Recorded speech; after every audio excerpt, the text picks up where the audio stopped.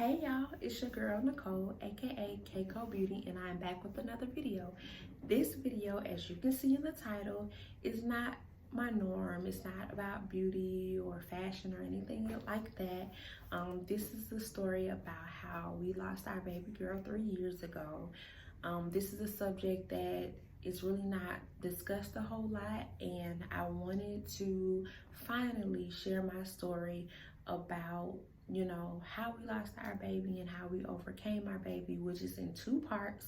The first part is how we lost the baby, and the second part is how we overcame that. So if you guys want to stay tuned, please watch, subscribe, like, comment, and see you soon. Bye-bye.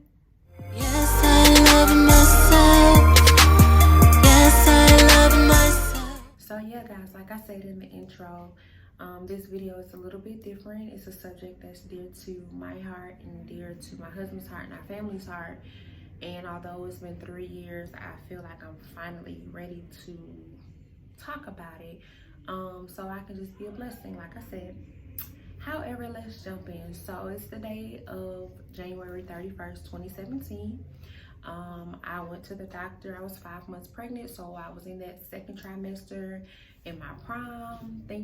We had started buying stuff because, they tell you that your first 12 weeks is, the miscarriage and when you can lose a baby stage. So we had gotten over that, and we were, like I said, we were buying stuff and we were all happy. I was so happy I was having a girl, because we have a son who's now 12. So happy that I was having a girl, or we were having a girl, was buying stuff, everything I saw.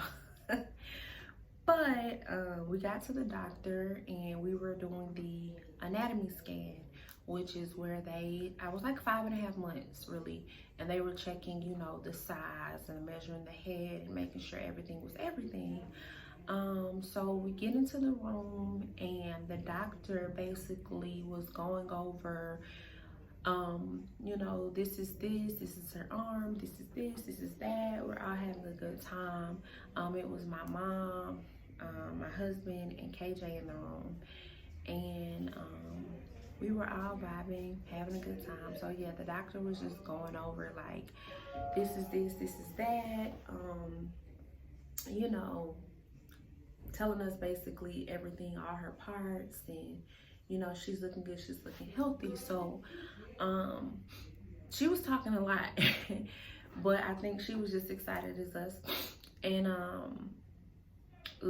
about halfway through, she stopped talking, turned off the machine, turned on the light, and I saw her go and grab some tissue. So it was just random, it was weird, but sorry y'all, but I didn't really come to terms as like a baby had died, but I knew something had happened just the way she stopped talking, because the last thing was to check the heartbeat. And so when it was time to check the heartbeat, that's when she was just turned the light on, cut the machine off, grabbed some tissue. So I said, well, what happened? Did she die? And she at that time said, I'm so sorry, but yes, she did. And it was like I was hearing her, but so many things was going on through my mind at the time. I was just, like, what in the world? The doctor ran out the room because she started crying, and I looked at my husband, and he has his hands over his mouth like completely in shock. And I'm telling him like, babe, I didn't do it, I'm sorry, it wasn't my fault, I did everything right. And he's like, I know, just be quiet, like we're all trying to take it in. My mom was screaming and hollering. I told her to leave the room, her and KJ, and I don't think Josh and I was talking to each other at that moment. We both were just in shock, and in my mind I'm trying to process this at this time, but I couldn't. So I'm just like, I got angry, and I was just like, all right, let's do this. Let's go ahead and do what we need to do so we can get this baby out. So I thought that maybe I would have to have like a DNC, which is what you would get normally for an abortion, like to take the baby out. But when she came back in the room, she looked at me and I said, so what now? I had a whole attitude, even though it wasn't her fault. So what now? And she's like, I'm so sorry. I called labor and delivery, and you know, you'll have to deliver the baby because she's too big. They'll make you as comfortable as possible. And yeah, you can go over there, and they need to test your fluids because we need to get this baby out of you because, you know, I'm not sure, you know, how long she's been dead.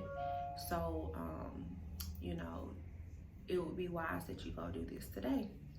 So I told her, okay, we left. And I remember on the drive home for us to go pack our clothes, I'm just in my mind thinking like I have to birth a dead child.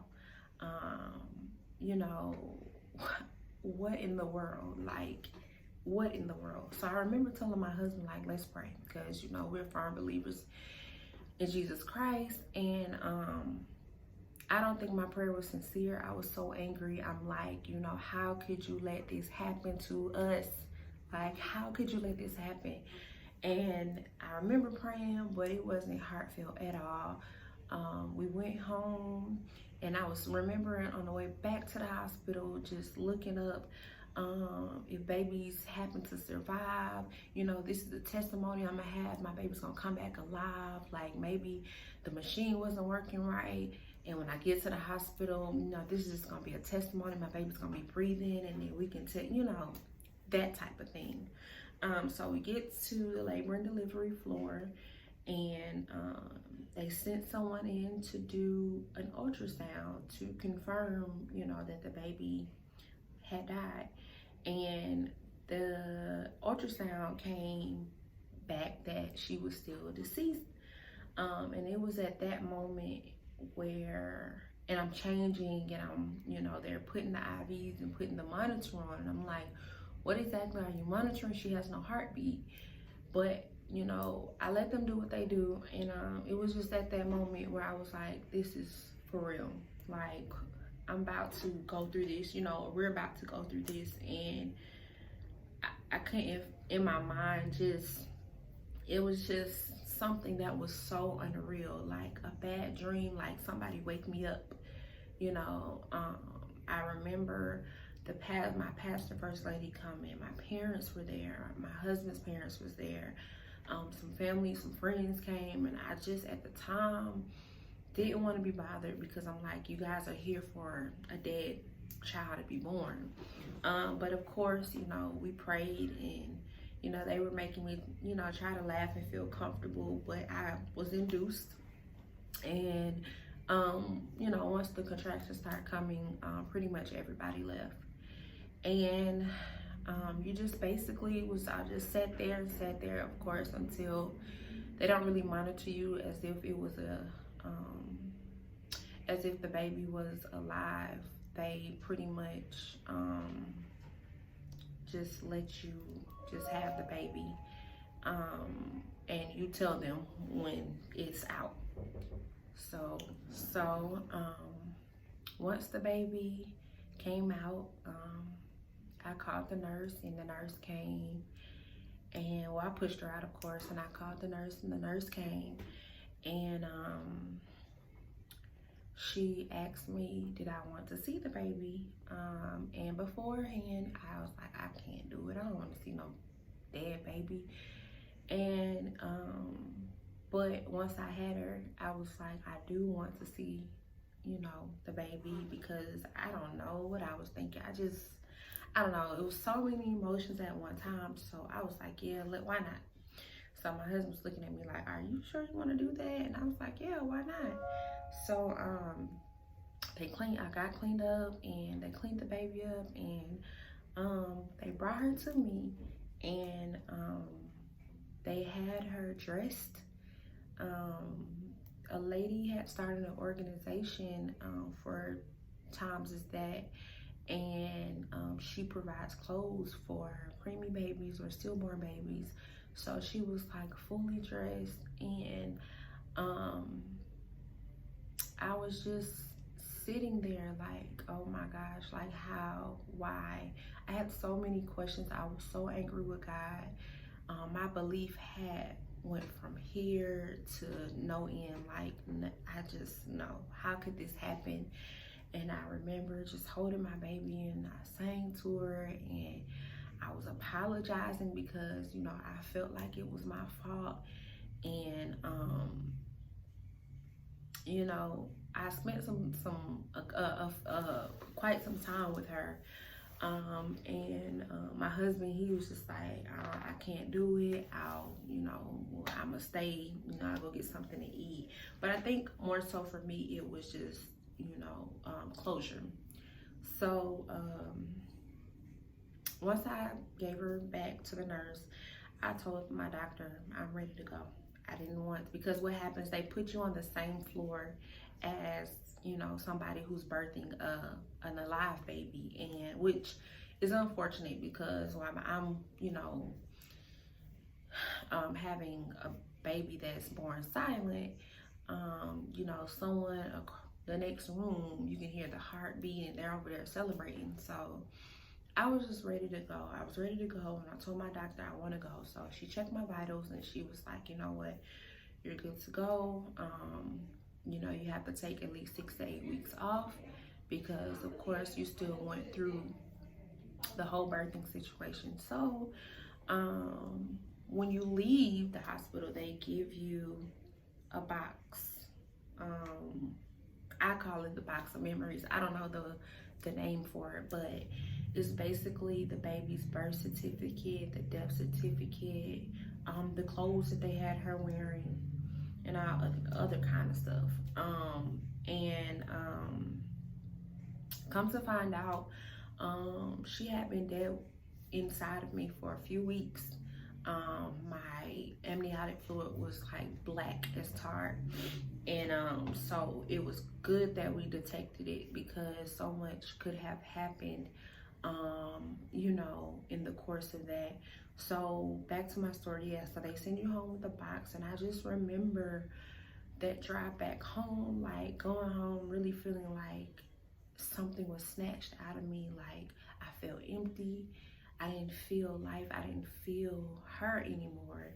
I felt like something was robbing me, and it was just a feeling that I don't wish on anybody. You're going through all these emotions and all these symptoms and all these problems, and you have nothing to show for it. You don't have a baby in hand or, nothing. Like, it was just out-of-body experience. It was the worst thing that I have ever been through in my life. Just going home and trying to deal with what had happened. Thankfully, I had, good doctors, and I did get to see her. I forgot to mention, I did get to see her the next day. So we did get to spend some time together, and I held her again, and giving her back was just, hard experience, like, because I felt like I had did something wrong. So yeah, so that's my story of how we lost the baby, a pretty much overview of what happened. And stay tuned for part 2 because I had to learn that not every loss is a loss. Some losses is a gain. So if you guys want to hear part 2, just stay tuned.